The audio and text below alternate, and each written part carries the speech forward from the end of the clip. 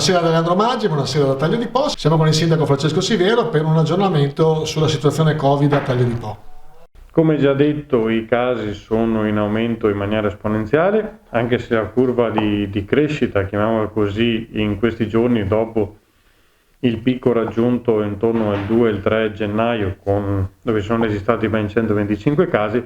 sta lentamente, diciamo così, rallentando, continua a crescere ma in maniera un po' meno violenta. Attualmente registriamo 302 persone positive al Covid a Taglio di Po.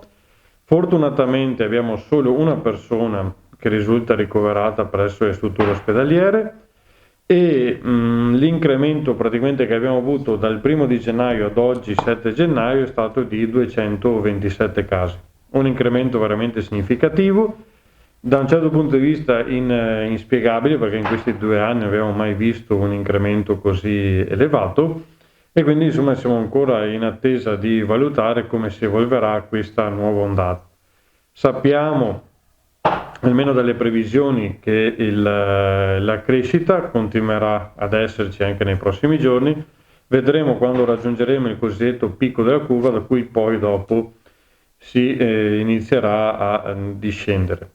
Come dicevo prima, non capiamo bene da dove derivino tutti questi contagi. Quello che si riesce però a capire è che i sintomi e gli effetti sembrano abbastanza limitati e lievi, e quindi questa è già una buona notizia, perché comunque rispetto ai numeri degli anni precedenti, dei mesi precedenti, delle altre esperienze, con numeri elevati aumentavano anche di conseguenza i ricoveri in ospedale oppure i casi più gravi, mentre questa nuova